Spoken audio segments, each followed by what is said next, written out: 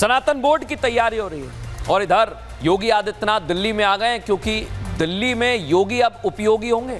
ये मैं क्यों कह रहा हूं दर्शकों, क्योंकि एक तरफ दिल्ली में चुनाव चल रहे हैं और योगी आदित्यनाथ ने महाकुंभ का सफल आयोजन क्या किया, विरोधियों की लिस्ट लंबी हो गई है और इस लिस्ट में लंबे होने के कारण बहुत सारी वजहें सामने आई हैं। योगी आदित्यनाथ दिल्ली में 14 चुनावी रैलियां करने चाह रहे हैं, ये एक और बड़ी वजह। चाहे केजरीवाल हो या फिर ओवैसी, बहुत अच्छे से जानते हैं कि योगी की चुनावी रैलियों का स्ट्राइक रेट हरियाणा और महाराष्ट्र में क्या रहा है। आपको याद है ना दर्शक, इसलिए जब से योगी के दिल्ली में रैलियों की खबर मिली, आम आदमी पार्टी के संयोजक अरविंद केजरीवाल ने यूपी के सीएम योगी आदित्यनाथ को घेरना शुरू कर दिया है।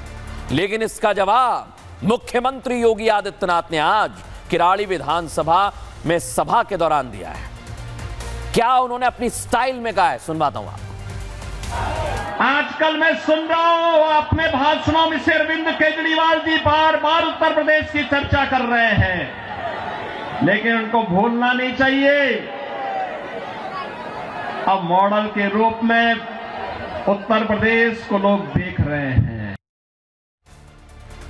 योगी आदित्यनाथ ने दिल्ली के पूर्व सीएम अरविंद केजरीवाल और उनके आम आदमी पार्टी को यमुना में गंदगी को लेकर घेरा है। यह है यमुना, झाग वाली यमुना पर सीएम योगी ने केजरीवाल को यमुना में डुबकी लगाने की खुली चुनौती दे डाली। सोचिए जरा क्या कहना है योगी आदित्यनाथ, सुनिए।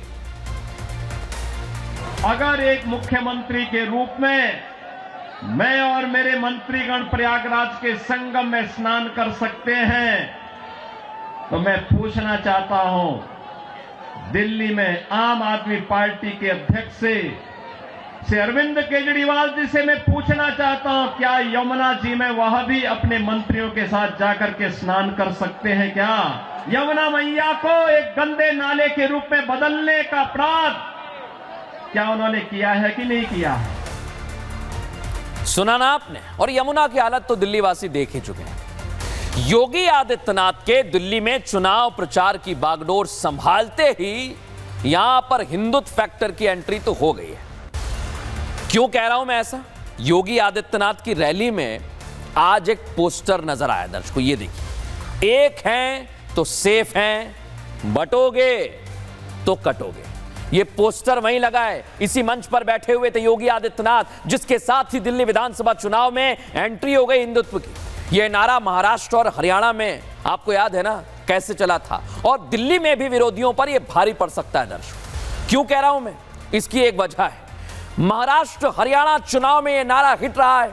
महाराष्ट्र में 17 सीट पर योगी ने प्रचार किया, 15 सीट पर जीत मिली। हरियाणा में 14 सीटों पर प्रचार किया और 9 सीटों पर जीत मिली। योगी का स्ट्राइक रेट 80% रहा और आपको अब सीट जाने का डर सताने लगा है, क्योंकि योगी आदित्यनाथ मैदान में आ गए। लेकिन देखना होगा दिल्ली की सर्द रातों में कैसे चुनावी पारा गर्म होता है।